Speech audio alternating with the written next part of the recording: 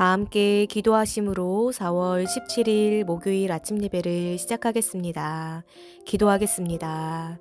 주님, 오늘도 주님의 말씀을 사모하는 마음으로 이 자리에 나아오게 하심을 감사드립니다.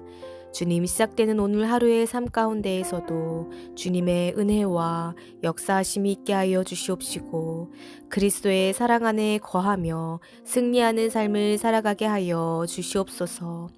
분주한 일상과 해결해야 할 일들로 주님을 멀리하지 않게 하여 주시옵시고 그 모든 것을 내려놓고 먼저 주님 앞에 겸손히 나아가는 저희들 모두가 되게 하여 주시옵소서.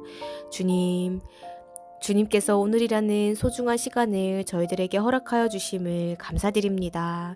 저희들에게 주신 선물 같은 오늘 하루의 시간을 후회 없이 살아가게 하여 주시옵시고 주님을 본받아 사랑하며 기도하며 말씀 가운데 주님을 더욱 알아가는 귀한 시간이 될 수 있도록 인도하여 주시옵소서. 감사드리며 예수님의 이름으로 기도드립니다. 아멘. 오늘 말씀은 누가복음 23장 1절에서 25절까지의 말씀입니다. 매일 성경교재 142페이지에서 143페이지를 참고하시면 되겠습니다. 이 시간 그들이 구하는 대로라는 제목으로 말씀을 나누고자 합니다. 먼저 오늘 말씀 1절에서 2절 말씀을 보면 빌라도의 1차 신문이 나오게 됩니다. 사내들인 종교 지도자들은 예수님을 빌라도의 법정으로 끌고 가서 고소를 하였습니다.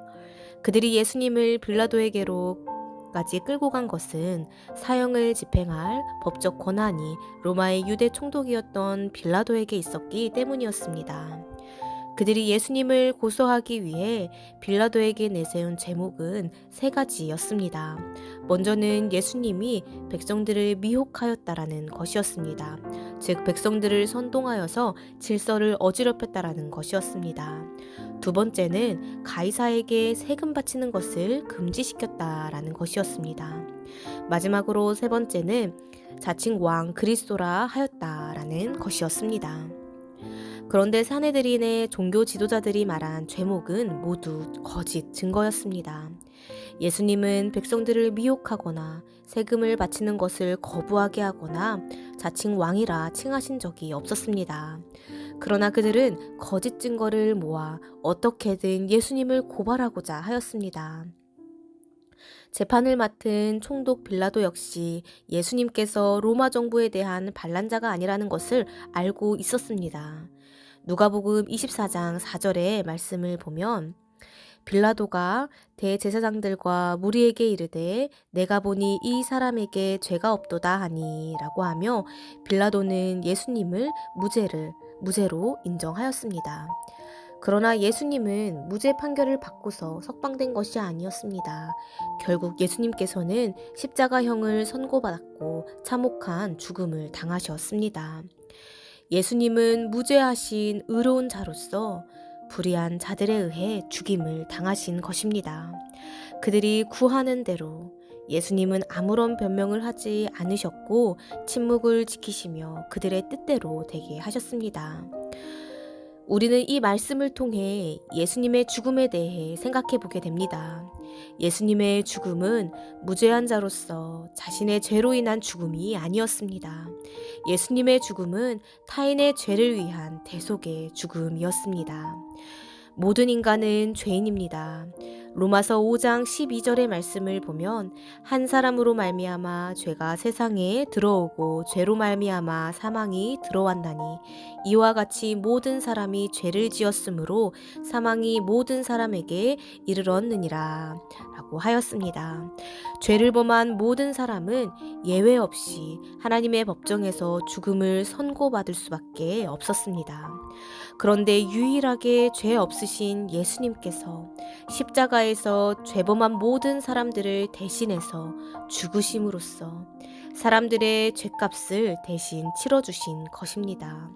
예수님께서는 바로 범죄한 저와 여러분, 우리를 위해 대신 죽으신 것입니다. 그리고 우리가 이 사실을 인정하고 또한 주님의 그 십자가 사건을 믿을 때에 우리는 값없이 의롭다함을 얻고 하나님 안에 산자가 되며 영원한 생명을 누릴 수 있게 됩니다.